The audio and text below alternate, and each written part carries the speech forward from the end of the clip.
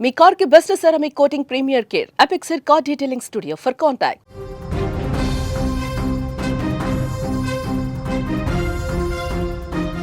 TTD ప్రసాద్ వివాదంపై Shivajyothi react అవ్వడం జరిగింది. క్షమాపణలు కోరుతూ కూడా ఆమె వీడియోను విడుదల చేసింది. తప్పైంది, క్షమించారని కూడా శివజ్యోతి వేడుకుంది. నా మాటలు తప్పుగా ఉన్నాయి, కానీ తన ఉద్దేశం అది కాదు అంటూ కూడా ఆ వీడియోలో చెప్పడం జరిగింది శివజ్యోతి. శ్రీవారి దయ లేకుంటే నా జీవితంలో ఏది జరిగేది కాదు అంటూ కూడా శివజ్యోతి ఒక వీడియోనైతే రిలీజ్ చేయడం జరిగింది. తిరుమల తిరుపతి దేవస్థానం విషయంలో ఇటీవల చేసిన వ్యాఖ్యలు సోషల్ మీడియాలో దుమారం రేపడంతో ప్రముఖ anchor Bigg Boss fame Shivajyothi స్పందించడం జరిగింది. ఈ మేరకు ఆమె ఒక వీడియోనైతే విడుదల చేస్తూ శ్రీవారి భక్తులకు, టీటీడీ బోర్డుకు బేషరతుగా క్షమాపణలు చెప్పారు. ఈ మేరకు ఓ వీడియోను కూడా ఆమె విడుదల చేయడం జరిగింది. వీడియోలో శివజ్యోతి మాట్లాడుతూ, నా మాటలు వినడానికి తప్పుగా అనిపించుండొచ్చు, బట్ నా ఉద్దేశం మాత్రం స్వామివారిని కించపరచడం కాదు. కేవలం 10,000 టికెట్ కోసం క్యూ లైన్లో నిలబడ్డామనే ఉద్దేశంతో మాత్రమే ఆ మాట అన్నాను, కానీ అది వేరే రకంగా అర్థం చేసుకోబడింది. ఆ మాటలు నా నుంచి, నా తమ్ముడి నుంచి పొరపాటున వచ్చాయి అని ఆవేదన వ్యక్తం చేస్తుంది ఆ వీడియోలో. నా బిడ్డ స్వామివారు వేసిన భిక్షే. శ్రీవారిపై తనకున్న అపారమైన భక్తిని ఆమె ఈ సందర్భంగా కూడా గుర్తు చేసుకుంటోంది. నా జీవితాన్ని మార్చిన దైవం ఆ వెంకటేశ్వర స్వామి. ఆయన దయ లేకపోతే నా జీవితంలో ఏది జరిగేది కాదు. ఇప్పుడు నా కడుపులో పెరుగుతున్న బిడ్డ కూడా ఆ స్వామివారు ప్రసాదించిందే. అంతటి దేవుడి గురించి నేను ఎప్పుడూ తప్పుగా మాట్లాడనని కూడా శివజ్యోతి ఆ వీడియోలో చెప్పడం జరిగింది. ఈ సందర్భంగా భక్తులకు, టీటీడీ బోర్డు సభ్యులందరికీ కూడా సారీ చెప్తున్నా, మరోసారి ఇలా జరగదు, జరగకుండా చూసుకుంటానంటూ కూడా వీడియో ద్వారా వివరణ ఇస్తూ క్షమాపణలు కోరింది శివజ్యోతి. అందరికీ నమస్తే. సో పొద్దున్న నుంచి తిరుపతి ప్రసాదం గురించి నేను మాట్లాడిన వీడియో, నేను మాట్లాడిన మాటలు చాలా మందికి తప్పుగా అనిపిస్తున్నాయి.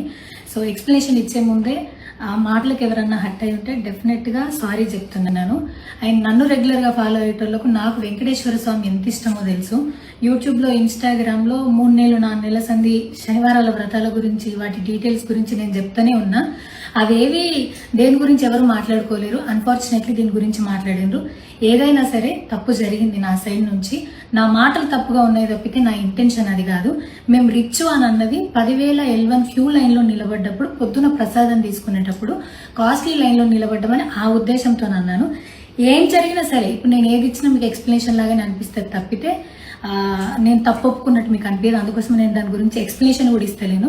తప్పైతే నా సైడ్ నుంచి జరిగింది అండ్ నా తమ్ముడు సోను తరపున నుంచి కూడా జరిగింది. తను అవైలబుల్లో లేడు. తన తరపున, నా తరపున అందరికీ సారీ చెప్తున్నా.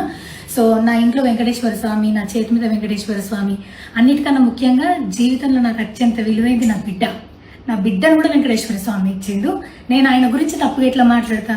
అస్సలు ఆయన గురించి తప్పుగా మాట్లాడా. ఆయన గురించే కాదు, నన్ను రెగ్యులర్గా ఫాలో అయ్యేటోళ్లకు నేను అన్ని మతాల దేవులను మొక్కుతా, అందరి దేవులను మొక్కుతా. అందులో వెంకటేశ్వర స్వామి నా జీవితాన్ని మార్చిండు. ఈ రోజు నేను అనుభవించే ఏది కూడా ఆయన దయలేకపోతే కాదు. అట్లాంటిది ఆయన గురించి నేను ఎందుకు మాట్లాడతా?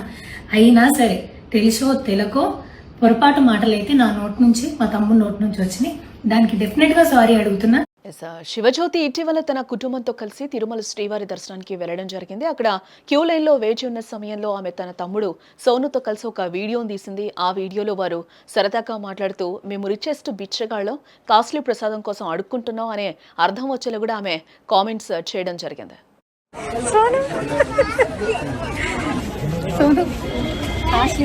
జీవితంలో ఎప్పుడు అడుక్కోలేదు, ఫస్ట్ టైం అడుక్కున్నాను.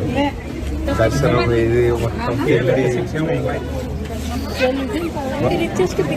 ఇంకా 436 కుబేరులో ఇంకా ఫోటోస్ ఉన్నాయా? 436 తిరుపతి. కానీ అడుక్కునే కానీ బాగుంది గైస్. ప్రసాదం పడుకుంటుండే ఫ్రెండ్స్.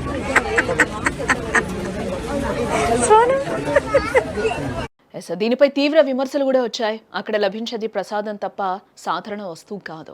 అలాంటి పవిత్రమైన ప్రసాదాన్ని లేదా సుదర్శన అనుభూతిని బిచ్చంతో పోల్చడం, బిచ్చగాళ్లమని వ్యాఖ్యానించడం భక్తుల మనోభావాల్ని దెబ్బతీసింది. దీంతో ఆమె ప్రవర్తనను అంతా కూడా తప్పుపట్టడం జరిగింది.